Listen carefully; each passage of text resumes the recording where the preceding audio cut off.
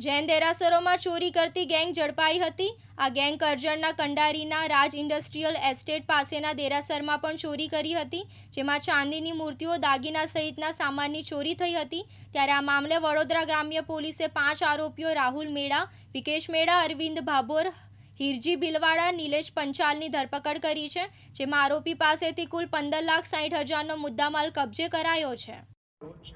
Vadodara ગ્રામ્યના Karjan police સ્ટેશનની અંદર એક જૈન મંદિર દેરાસરની અંદર એક ચોરીનો બનાવ બન્યો હતો, જેની અંદર જૈન ભગવાનની મૂર્તિઓ અને ચાંદીના સિંહાસન અને દાનપેટીમાંથી રોકડ રકમ મંદિરમાંથી ચોરી કરવામાં આવી હતી। વડોદરા ગ્રામ્ય એલસીબી અને કરજણ પોલીસની સંયુક્ત કામગીરી સાથે આ ડિટેક્શનની અંદર એસઓજીની ટીમ પણ સામેલ હતી અને એમના દ્વારા આ મંદિર ચોરીનો ભેદ ખુલીને ટોટલ 5 આરોપીઓની ધરપકડ કરવામાં આવી છે, જેની અંદર રાહુલ લાલચંદ મેડા, રહેવાસી નાંદરલેવ, દાહોદ જિલ્લા, વિકેશ વનજી મેડા, અરવિંદ ખુમાનસિંહ ભાભોર, હિરજી રમાભાઈ ભીલવાડ અને નિલેશ શાંતિલાલ પંચાલ, આ 5 લોકોની ધરપકડ કરી છે, જેની અંદર જો 5મો આરોપી છે તે નિલેશ શાંતિલાલ પંચાલ આ ચોરી થયેલ મુદ્દામાલના રિસીવર તરીકે એની અટક કરવામાં આવી છે।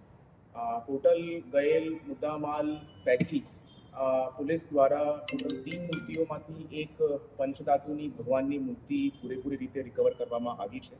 આ સિવાય ભગવાનની જો મેઇન ચાંદીની મૂર્તિ હતી તે તમામ મૂર્તિનો મુદ્દામાલ પોલીસ દ્વારા પ્યોર ચાંદીનો 10.8 કિલોગ્રામનું ચાંદી રિકવર કરવામાં આવી છે અને એ સિવાય 5 જેટલા ચાંદીના સિંહાસનો હતા। એ 5 જેટલા ચાંદીના સિંહાસનો અંદાજિત 8 કિલોગ્રામ ચાંદી આ રિકવર કરવામાં આવી છે। એક ચાંદીનું હાથી છે, તે હાથી પણ પોલીસ દ્વારા રિકવર કરવામાં આવ્યું છે અને રોકડ રકમ પૈકી 1.3 લાખ રૂપીસના નગદ પૈસા પોલીસ દ્વારા રિકવર કરવામાં આવ્યા છે। આ ગેંગ મોટાભાગે સ્ટેટની અંદર જૈન મંદિરોને ટાર્ગેટ કરતી હતી અને આ ગુના સિવાય 8મા મહિનાની અંદર અમદાવાદ સિટીની અંદર પણ બીજી એક જૈન દેરાસરની અંદર એમના દ્વારા ચોરી કરવામાં આવી હતી। તે ચોરીનું પણ ડિટેક્શન પોલીસ દ્વારા કરવામાં આવ્યું છે। મોટાભાગે ગયેલ મુદ્દામાલની અંદર અરાઉન્ડ 90% જેટલી રિકવરી પોલીસ દ્વારા કરવામાં આવી છે। એક જો ભગવાનની સ્ટોનની મૂર્તિ છે તે બાબતે પોલીસે લીડ્સ મળી છે, તે દાહોદની અંદર એની પણ શોધખોળ હાલ ચાલુ છે। સાહેબ, કેટલાની કુલ ચોરી હતી અને કેટલાનો મુદ્દામાલ બધું થઈને રિકવર થયું છે?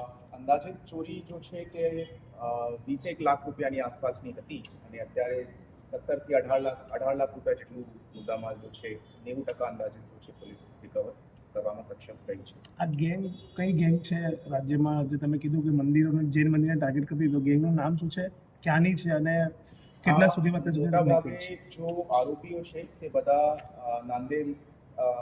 નાંદેડ ખલાવ ગામ દાહોદના રહેવાસીઓ છે અને આ લોકો એવી રીતેના ગુનાઓ જો છે ભૂતકાળમાં પણ કરતા આવ્યા છે। બધા લોકો મોટાભાગે એકબીજાની નજીક જ ગામની અંદર રહે છે અને જે તે વિસ્તારની અંદર મજૂરી કરવા નોકરી માટે જાય તો જે વિસ્તારની અંદર આ લોકો કોઈ મંદિરને જોઈ લે તો પછી એના ઉપર રેકી કરાવીને આ ગુનો આચરવામાં આવે છે। આ ગુનાની અંદર પણ જો મુખ્ય આરોપી છે તે 20 દિવસ અગાઉ કરજણની અંદર હાજર થાય છે। એક સાઇટ ઉપર મજૂર તરીકે નોકરી કરવાનું ચાલુ કરે છે અને 20 દિવસથી આ મંદિરની રેકી કરતા પછી પોતાના સહ આરોપીઓને દાહોદથી બાય ટ્રેન આ ગુના આચરવામાં આપ્યો એટલા દિવસ દુઃખમાં ગયા છે આખા સમાજના। સાહેબ, પેલી કહેવત છે ને કે ભગવાન વગર ભક્ત અધૂરો છે। સમાજ ખૂબ જ વ્યથિત હતો। એ મૂર્તિ જે હતી એ પ્રતિષ્ઠિત મૂર્તિ હતી। આજે આપણે ઘરમાં એક બાળકને પણ રાખીએ છીએ તો એક 2 મહિના 4 મહિનામાં એની સાથે એક અનોખો એક સંબંધ બંધાઈ જાય છે। તો આ તો 3 લોકના નાથ ભગવાન હતા અમારા, તો એની સાથેની લાગણી કદાચ તમે સમજી શકશો। આરોપી પકડાઈ ગયા છે। આરોપી પકડાઈ ગયા છે। જૈન સમાજને આજે ખબર પડી, ખૂબ જ ખુશીનો માહોલ છે। ભગવાનના ઘરે દેર છે પણ અંધેર નથી, એ સાબિત થઈ ગયું છે અને સમગ્ર દિગંબર જૈન સમાજ વતી હું પોલીસ ટીમનો આભાર પ્રકટ કરું છું। જૈન સમાજ સદૈવ એમની ઋણી રહેશે. તેમજ સમગ્ર મીડિયાનો પણ અમે આભાર વ્યક્ત કરીએ છીએ, કેમ કે મીડિયાએ પણ ખૂબ જ મહેનત કરી છે. મીડિયાએ પણ આ સમાચાર દૂર દૂર સુધી બધી જગ્યાએ ફેલાવ્યા છે. એની પણ ઇફેક્ટ જોવા મળી રહી છે.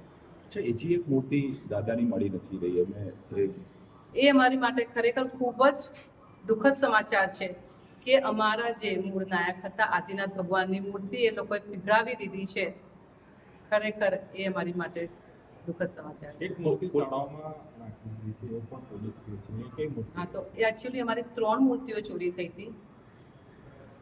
એક ચાંદીની હતી, એક મૂંગાની હતી અને એક પંચધાતુની હતી. જેમાંથી ચાંદીની મૂર્તિ એ લોકોએ પીગળાવી દીધી છે અને પંચધાતુની મૂર્તિ રિકવર કરી છે. કદાચ જે તળાવમાં નાખી દીધી છે એ મૂંગાની મૂર્તિ જ હશે. મમતા શાહ. મહેન્દ્ર સોલંકી, દિવ્યાંગ ન્યૂઝ, વડોદરા.